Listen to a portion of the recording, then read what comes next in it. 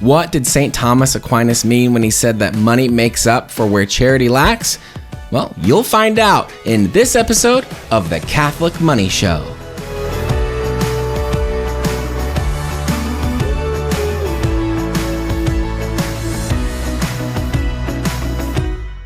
I was sent an article recently about a Buy Nothing group that a parish has been running now for a couple of years.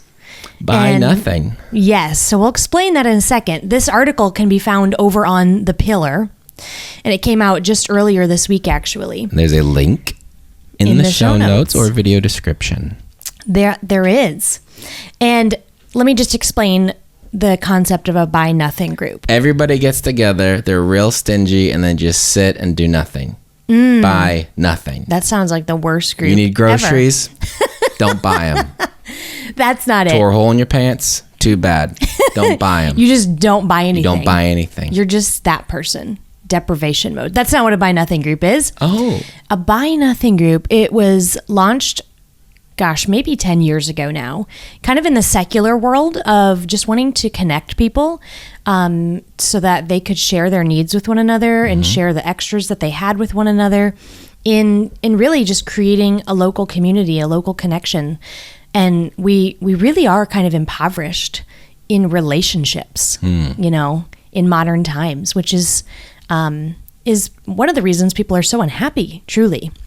And so anything that can foster community and get people knowing one another and really being intimately involved in each other's lives is a good thing. So in a Buy Nothing group, essentially, you can join one of these and say, instead of racing out to go buy a bike for your toddler who's now going up to the next size, you go in the group and you say, does anybody happen to have a bike for a 4-year-old? Or somebody gets on there, they've just been decluttering and they don't want this rug anymore. It doesn't go with the decor. They're moving on. They just got different curtains. This one needs to go. But you know what? It's actually functional. It's good. You could take it to the Goodwill and some stranger might be able to purchase this thing and benefit it and benefit, a charitable organization. But what if it could be someone you know? What if you could actually bless a friend or a neighbor or somebody in your parish? That's kind of this idea behind a Buy Nothing group. So maybe instead of it's the name, it's done. You can't change it. But instead of a Buy Nothing group, it's more of a everything's free group. Yeah, and it's you're sharing what you no longer need, and then you are asking for the things that you do need before you're racing out to the store and buying. And this is obviously a save on money, of course. It's a save on having to go take something to the Goodwill or do the old haggling with the flakesters on Facebook Marketplace if you're going to sell something. So, and then it builds up real relationships. And it just cuts down on waste, cuts down on this throwaway culture that we're living in. Things are not just single use, and it helps even in a not certainly it's an implicit way, but it helps reinforce the Catholic teaching of the universal destination of goods, that Jonathan all of loves this creation and its products are for all of us. So that bike that our kids don't fit on anymore, well, maybe it doesn't belong to us anymore. It belongs to the family who needs that bike. And so I just give it to them. This isn't, it's not a buy, sell, private property. Share group. It's a Buy Nothing. It's a free gift. And it's a way to give to others, to bless others, and in turn, have that blessing come to you as well. Yes. Sorry, I sort of cut you off when I was trying to slip in there that we're not universal communists. Destination of goods does not undermine private property. It actually hinges on private property and the fact that you can then therefore have something, possess something to actually make a gift of it. Yes. Fundamental Catholic social teaching there. But let's talk about some of the benefits.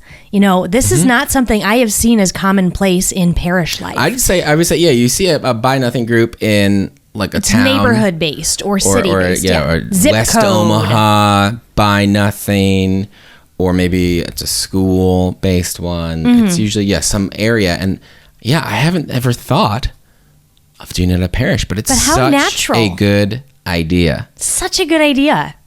And so let's share a couple of these blessings, if you will, that they outlined in the article, and how this might be something you could bring to your parish. This is not something I want to bring to our parish. This is not a difficult thing to replicate. Might be a little bit of logistical things, but not a big deal. So let's break down some of those blessings they listed. Yes, and be sure to read the article.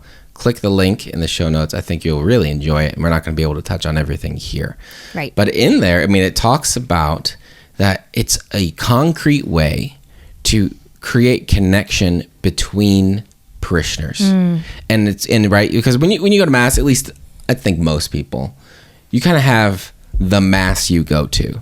Well, we go to the 9 o'clock. Oh, we go to the 11:30. We go to Saturday night. Who knows those Saturday night people? Exactly, because we maybe go there once a year. So we're not seeing those people regularly. We don't have that chance to build up a relationship with them, and then, whether or not they're involved in anything else at the parish that we also happen to be involved with, there's just a low likelihood that we're going to cross paths and our lives will interact. But this is a way where that can happen. It can foster that connection, because, right, the lady that goes to 5:30, maybe she needs the bike that we're giving away. So, okay, then we can meet up. Maybe we chat a little bit while we're doing the handoff, and we can get to know our other parishioners better. Yep. And it kind of cuts down on that idea of, one of the biggest critiques that I had of the church, kind of after my conversion and since. And so many Catholics say, if they leave the church, is I went to Mass, and then it felt like this race to the parking lot to get away from these people that I didn't know and I didn't want to have any chit chat with. This idea of we go and we worship and we receive the Eucharist. We're more united than any other time in all of eternity in the Eucharist. Oh, now we got to race to the parking lot and not say hi to each other. And that is it's so jarring and whiplashing when you think about that. We all just received communion together, and now we don't want to talk to each other. It doesn't make sense. It doesn't make sense at all if you really understand the Eucharist. And it can be a way to bring about conversations, right? Sure, the people you're exchanging things with, but also, I see that lady I always do happen to see at Mass, but I've never talked to. Oh, she was giving away all these, all the squash that her garden's overrun with, or whatever it is. Oh, well, we garden too. Maybe that could be something I talk to her about. Tightening and a those way bonds. To get into a conversation to actually start getting to know one another. And when you share things, right? You whether it's a somewhat unpleasant time in a really long line, or you give a gift, or you share a meal, when you have that shared experience with someone, however it may be, you're close together. Yeah. You create that bond. Tightening those family bonds. And potentially, as time goes on, the fruits of that could be a parish that isn't sprinting to the parking lot. Yeah. They're sticking around. Father's got to kick everybody out because we got to get the other Mass. They know each other now. They've shared life. Yeah. And one of the other blessings they mentioned in the article was just this, an increased attentiveness to their own needs, as well as an attentiveness to sharing. Two sides of the same coin, I would say. But just instead of, I'm going to throw this thing out, or I'm just going to go ahead and donate it to somebody, thinking about, okay, there might be somebody in the parish that, this cookie sheet could actually benefit. Just because I don't anymore doesn't mean somebody doesn't have a need for this. Or instead of, again, racing out and just the quote, money makes up where charity lacks. When we have money, when we have resources, we really don't have to depend on anybody. And that's not a good thing. That's not a good thing. That's not a great use of money, to just not depend on anybody. And I know that that's kind of the American way, is I want to earn enough so that I don't have to depend on anybody for anything. I don't owe anybody anything. This false, fake mentality of enough money will just prevent me from having to need anyone. And that is just not the gospel, and it's not our parish communities. It's antithetical to how we are created as humans. Yes. We're created for relationship and for community. And so if we're trying to get away from that, that's a problem. So I'm not mad at anybody who has enough money to go out and, buy the cookie sheet or buy the bike. That's fine. Mm-hmm. I hope you do. But what if you didn't just go straight to the debit card and you instead made yourself humble and vulnerable and exposed your needs to the community around you? Not because you were needy and destitute. Now, some people might be. But for most of us, that's not going to be the situation. But you're opening yourself up to charity, to kindness, to have others make a self-gift of themselves of what they have. That's better than going to Target and just getting something brand new. Mm-hmm. And so there's increased benefit just by being attentive to your needs and trusting that God will provide through your parish family, but then an ability to also share what you have that you truly just don't need anymore with those around you. I'm thinking of this too. You'd mentioned, if somebody is in need, I thought, well, how neat might that experience be that instead of, going to the parish food pantry, or maybe you have to go a parish or two over to the one that does, you post in the thing and you have real people, some some that you're meeting, provide for you. Bring some of that food instead of this personless intermediary of the food pantry. Nothing against food pantries. No, needed, but good work. A direct person-to-person helping is an incredible thing. Mm-hmm. And it does get you and everybody else in this mindset of, well, what do I have that someone else might be needing right now? Mm-hmm. And we're more likely to help other people. I think it could lead to people being more likely to help out around the parish, whether it's material things, whether it's volunteering, because they're just getting into this mindset of needs are met by other people. Mm-hmm. I meet other people's needs. Some other people, they meet some of mine. And this is a thing that we do together. And those needs don't just have to be things. We've been talking a lot about things, bikes, rugs, whatever it is. But it can also just be like services, This could be where someone posts, hey, my husband, he's got this bad heart now and we need someone to help us for clear the walk when it snows. Mm-hmm. I'm sure somebody would love to come and do that for you. Yeah, and it's not a burden. So often I think we're afraid of being a burden. We're afraid of putting somebody out. I know that we've discussed that ourselves, even with each other. Sometimes we don't want to ask. Yeah. We're ashamed of our own poverty. And I don't mean that in the sense of money. Mm-hmm. We are sometimes ashamed and scared that if we open up about our neediness, that others will despise it or think it's just pathetic or a burden. And it's not. It's not. Yeah. Our Lord, when he sees us in our poverty, it's like a magnet. We attract him to that situation. And then when we open that up for others too, he's very pleased. That's a gift. I think this is one of the areas where when our Lord's speaking about being childlike, I think this is an area like that, right? When one of our kids falls down, like they immediately come to us.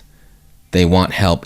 Even if it's like the smallest scratch. It's not even a scratch. I would think like they're going to think I'm crazy. You can't even see anything. If I came to you with half the stuff they did, you'd be like, what? At least I would think, she's going to think I'm crazy. Like I could take care of this myself. But by asking for the help, I'm inviting you to love. Yep. So it might be, maybe you're raising young children and you don't have family in town and you really need a date night. There might be empty nesters in your parish who'd be so happy to watch your kids. Or there might be another young family who wants to tag team together and say, hey, awesome. Once a month, you guys go on a date. We'll watch all of the kids and then we'll flip-flop. So each of us get a date night out and we don't have to pay for childcare. Because that adds an extra $100 to every date night. That's cutting your date night budget right in half. It really does. And so these are the needs you could take. We're about to have a surgery and we might need some meals. Would anybody be interested in helping? These are the needs that you can take that are beyond just, I need a rug, or I have a cabinet to give. It really can be these deeper things, these more tangible parts of our life.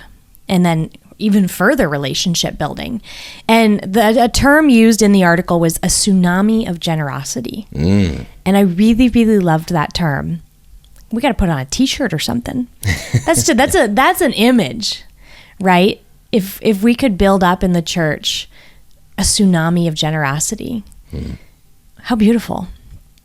How beautiful. And our parishes should be the source and the hub of real charity lived out in our communities.